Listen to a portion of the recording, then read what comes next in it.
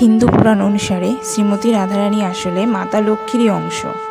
তার আর ভগবান শ্রীকৃষ্ণের প্রেমকে দেখানো হয়েছে ভক্তির চরম বা সর্বোচ্চ চরণ হিসেবে। রাধাকৃষ্ণের প্রেম অমর, তারা দুটি শরীর কিন্তু একই আত্মা, তাই তারা কোনো বৈবাহিক সম্পর্কে আবদ্ধ হয়নি।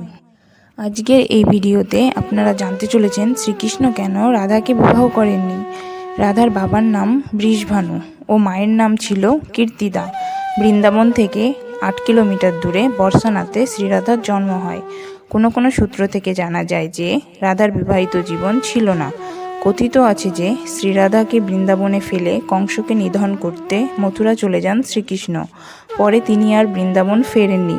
কংসকে বধ করার পর তিনি বিবাহ করে তার শ্রীকৃষ্ণ অবতারের যে কর্তব্য সেটি পালন করেন।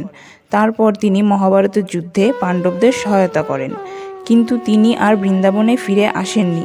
রাধারানী তার জন্য অপেক্ষা করে বছরের পর বছর অতিবাহিত করেছেন। কথিত আছে শ্রীকৃষ্ণ মথুরা যাবার আগে শ্রীরাধা তাকে প্রশ্ন করেন যে কেন তিনি তাকে বিবাহ করে মথুরা নিয়ে যাচ্ছেন না। এরপর শ্রীকৃষ্ণ কোনো উত্তর না দিয়ে এগিয়ে যান।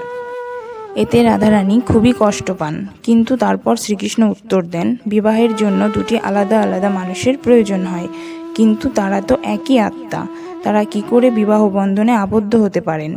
পৌরাণিক কথা থেকে এটাও জানা যায় যে শ্রীমতী রাধারানী ছিলেন আয়ানের স্ত্রী।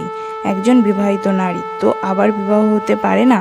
আসলে শ্রীকৃষ্ণ ছিলেন ভগবান পরমাত্মা, আর রাধারানী ছিলেন শ্রীকৃষ্ণের পরম ভক্ত। রাধাকৃষ্ণের প্রেমকে অনেক সূত্রে পরমাত্মা আর জীবাত্মার মিলনও বলা হয়।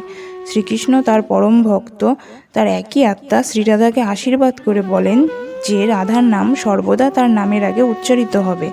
তাদের যুগলের মন্দির যেখানে থাকবে সেটিকে সবাই রাধাকৃষ্ণের মন্দির বলবে। আমার এই ভিডিওটি ভালো লাগলে লাইক করুন, শেয়ার করুন আর চ্যানেলটিকে সাবস্ক্রাইব করে পাশে থাকুন। রাধে রাধে।